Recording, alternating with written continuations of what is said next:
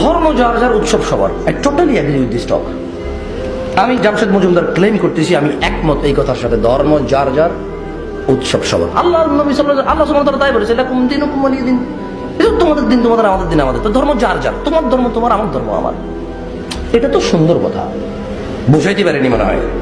আপনারা তো এত রাস্তা নামার কি আছে? আমাদের প্রধানমন্ত্রী, মাননীয় প্রধানমন্ত্রী যদি বলে যে ধর্ম যার যার, উৎসব সবার, নেতারা বা শিক্ষিত স্কুলের টিচাররা বা অন্য কেউ যদি বলে যে ধর্ম যার যার, উৎসব সবার, সে যদি এটা বলে তাহলে সে অন্তত ধর্ম যার যার এই কথাটা তো ঠিক বলছে।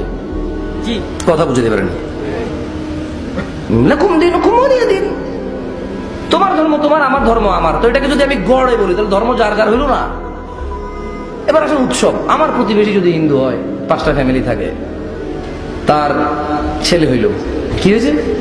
এটা তার আনন্দের বিষয় না? তার জন্য কি এটা দুঃখের বিষয় না আনন্দের বিষয়? তো মিষ্টি কি হালাল না হারাম? মিষ্টি কি হালাল না হারাম? মুড়ি চিড়া কি হালাল না হারাম? কলা কি হালাল না হারাম? ভাত কি হালাল না হারাম? গোশত কি হালাল না হারাম? হালাল। ওই আল্লাহর নামে জব না দিলে তখন হারাম হয়ে যায়। বুঝে আসছে জানেনি? তো যদি আমার প্রতিবেশী রাম, তার ছেলে হয়েছে, সে যদি আমাকে মিষ্টি বাড়ায়, আমি নিতেই পারি প্রতিবেশী হিসেবে। আমি তো তার সাথে খারাপ সম্পর্ক করার দরকার নাই, ডিসম তো দরকার নাই। সে আমার প্রতিবেশী, সে আমার কি? আমার ঘরে মেহমান আসছে, ভালো কিছু পাকাচ্ছি, অথবা আমার প্রতিবেশী হিন্দু, সে দুঃখে আছে, প্রতিবেশী আমি তাকে দিতেই পারি এবং দেওয়া উচিত। আমি কি বুঝতে পারছি না? পারি নাই? তাহলে ওর ঘরে ওর ছেলে হয়েছে, এটা হচ্ছে উৎসব। এটা হচ্ছে কি ওর? এটা আসলে আমারও খুশি, যাক মাশাআল্লাহ, ওর অনেকদিন হয়েছে ছেলে হয় না, একটা ছেলে হইলো, একটা মেয়ে হইলো। আমি জামশেদ মজুমদার ক্লেম করতেছি, ধর্ম যার যার, উৎসব সবার। কিন্তু এটা যদি উৎসব হয়, কি হয়? এটা যদি ইবাদত হয়, তাহলে ইবাদতটা কিন্তু যার যার। পূজা কিন্তু একটা ইবাদত, বোঝেন নাই? আপনার ছেলে পূজায় যাচ্ছে, ওকে ইবাদতে গেল না, উৎসবে গেল? তো শিরিক আপনি তো খুঁজে পান না, মুসলমানরা শিরিক খুঁজে পায় না। মুসলমানদেরকে এখন যদি বলে যে ডাব, নারিকেল, মুগ, দুম্বা, ছাগল কোথায় নিয়ে যাও, বলো যে হ্যাঁ, সমস্যা কি? সমস্যা কি? আমিও বলি যে যাও, তোমার ব্যাপার। কিন্তু ভাই, যে এখানে তো সমস্যা, এখানে সমস্যা মনে হয় না? আমার প্রতিবেশী, তার বিলিভ, তার বিশ্বাস হচ্ছে, তার আস্থা হচ্ছে যে মাটি একটা বানাবে, এটাকে মানুষের একটা চেহারা দিবে, এরপর এটাকে সিজদা করবে, তার কাছে মঙ্গল কামনা করবে, অথবা বিপদ থেকে উদ্ধার হওয়ার মানে দোয়া করবে। এটা তার বিশ্বাস।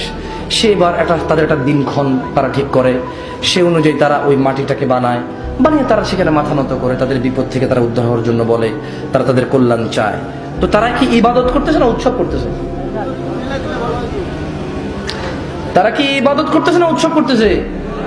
আরে এই জাতির মানুষ কথা বলতে জানে না নাকি?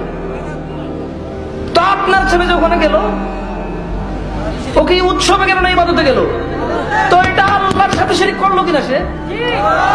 না, হিন্দু, সে তো তার ইবাদত করলো, এটা তার বিশ্বাস। এটা এখানে তো আমার কিছু করার থাকে না। যখন সে হিন্দু হয়, যখন সে বৌদ্ধ হয়, যখন সে খ্রিস্টান হয়, আমরা এই একটা পৃথিবী, জমিন একটা, আল্লাহ 4টা জমিন করে নাই, 5টা জমিন করে নাই। জমিন কয়টা? একটা। এই ধরেন 3তলা হিন্দু থাকবে, 2তলায় মুসলমান থাকবে, থাকতেই পারে। এখানে দোষের কিছু নাই। মানুষ, বুঝেননি কথা? তো ঘৃণা করার কিছু নাই, ব্যক্তিগত তো কোনো সমস্যা নাই।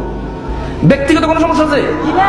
তো তাহলে মুসলমান শিরক খুঁজে পায় না, বড়দিনে যায়। কি দিনে যায়? বড়দিনে। এখন বড়দিন খ্রিস্টানরা আনন্দ করে কেন বলতে পারেন কেউ? কারণ ওদের কথা হচ্ছে এই দিনে আল্লাহ ছেলে জন্ম দিয়েছে। কেন নাউযুবিল্লাহ বলেন? কি আছে? আপনি তো যাচ্ছেন, আপনি তো টোটালি এগ্রি উইথ হিম, আপনি তো তার আনন্দে আনন্দিত। কারণ আপনার কাছে মনে হচ্ছে ধর্ম যার যার, উৎসব সবার। আরে ভাই, আমি এগ্রি তো, ধর্ম যার যার, উৎসব সবার, আমি জানি তো। হিংসা করা যাবে না। আমার বন্ধু যদি হিন্দু হয়, তারা যদি আনন্দ, সে একটা চাকরি পেল, ধরেন সে একটা চাকরি পেল, এতে কি তার আনন্দ না দুঃখ?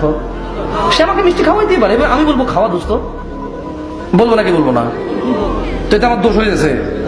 আমার দোষ চাকরি হয়েছে, আমরা একই প্রতিবেশী ছিলাম, একই স্কুলে গেছি, একই কলেজে গেছি, প্রায় হাই হেলো হয় আমাদের মধ্যে।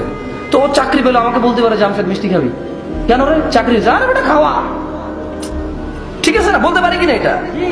কিন্তু যদি আমার বন্ধু এবারে খুশি হয়ে একটা মূর্তিকে নিয়ে এসে একটা আনন্দ উৎসবের ব্যবস্থা করলো, কেন? সে যে খুশি হয়েছে, সে তার বিশ্বাসকে এটা অর্পণ করতে চায়। সে তার মা অথবা তার বিশ্বাস যা আছে, যেমন আমার বিশ্বাস রয়েছে, তেমন তারও বিশ্বাস রয়েছে, নাকি নাই? তার বিশ্বাসের সাথে আমার ডিসএগ্রি, কিন্তু কোনো ঝগড়া নাই, কিন্তু কোনো কি নাই, ঝগড়া নেই। আমি বুঝাতে পারিনি মনে হয়। জি, এই সাথে কি মানুষ কথা বোঝে? ঠিক আছে, কেউ ভুল বুঝিয়েন না, না বুঝলে আলহামদুলিল্লাহ, আল্লাহ যদি আপনারা কেউ না বোঝানো কিছু যায় আসে না, তবে ভুল বুঝিয়েন না। বুঝাতে পারছি ভাই? বুঝিয়েন না, কোনো অসুবিধা না, তবে ভুল বুঝিয়েন না। তো আমার একটা বিশ্বাস হয়েছে, ওর একটা বিশ্বাস আছে, আমি ওর বিশ্বাসের সাথে একেবারেই দ্বিমত, কিন্তু ওর সাথে আমার কোনো ঝগড়া নাই, পার্সোনাল কোনো সমস্যা নাই।